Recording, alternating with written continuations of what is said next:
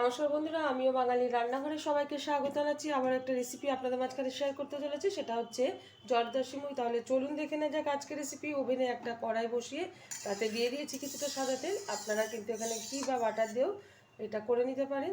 এখন এই তেলের মধ্যে দিয়ে দেবো কিছুটা কাজু কিশমিশ, আমি হালকা করে ভেজে নেব। আর এটা হালকা করে ভাজার পর তুলে নেব একটা পাত্রে।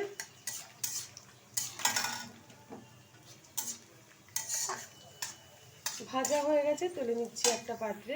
এখন এই তেলেই দিয়ে দেবো কিছুটা সিমাই। এখানে ব্রাউন কালার যে সিমইটা হয় সেটা আমি নিয়েছি, আপনারা এখানে সাদা কালার ব্যবহার করতে পারেন। তো আমি একটু আজকে কালার দেখেই নিয়েছি। আর এটা কিন্তু আজকে যেহেতু জর্দা সিমুই আমি রান্না করব, এর মধ্যে কিন্তু একটু জর্দার ফুড কালার ব্যবহার করব। ভালোভাবে ভেজে নিচ্ছি। উল্টো সময়টা কিন্তু ভালোভাবে ভাজা হয়ে গেছে। এখন এর মধ্যে একটু দিয়ে দেবো ফুড কালার। দিয়ে দিচ্ছি একটু ফুড কালার, যেহেতু আমি জর্দা সিমুই বানাচ্ছি সেই কারণে একটু ফুড কালার ব্যবহার করলাম। এখন ওভেনটা বন্ধ করে দেব। সিমুইয়ের জন্য ওভেনে একটা কড়াই বসিয়ে তাতে দিয়ে দিয়েছি এখানে 700 গ্রাম লিকুইড দুধ। এখন ভালো করে এটা ফুটিয়ে নেব। এখন দিয়ে দিচ্ছি তার মধ্যে কিছুটা এলাচ থেতো করে।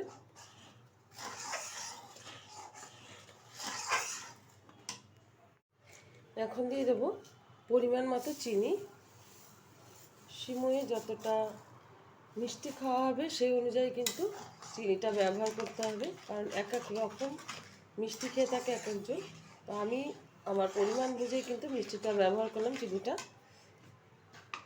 একটু ভালোভাবে আবারও একটু ফুটিয়ে নেব। দুধটা কিন্তু অনেকক্ষণ জ্বালানোর পর আর অনেকটাই ঘন হয়ে গেছে। এখন এর মধ্যে এই সিমুইটা যে ভেজে রেখেছি এটা ঢেলে দেব। সিমুইটা কিন্তু ঢেলে দিয়েছি, এবার একটু নেড়ে নেব।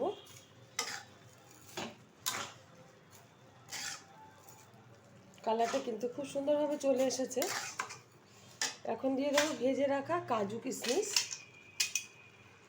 দিয়ে দিচ্ছি কুড়িয়ে রাখা নারকেল। ভালোভাবে একটু মিশিয়ে নেব।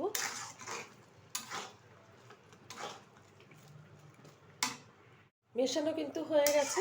আর আমার আশা করি আজকে আমার এই রেসিপিটা আপনাদের ভালো লেগেছে। ভালো লাগলে আমার চ্যানেলটিকে সাবস্ক্রাইব করবেন, লাইক করবেন, শেয়ার করবেন।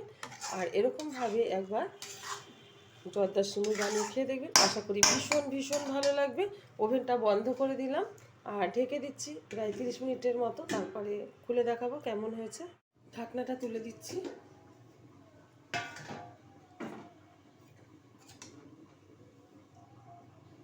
সিমুইটা কিন্তু ঝুরঝুরে হয়ে গেছে, আমি দেখিয়ে দিচ্ছি তাও তুলে। আপনারা অবশ্যই আবার ট্রাই করবেন। দেখা হবে পরের ভিডিওতে নতুন কোনো রেসিপি নিয়ে। ধন্যবাদ।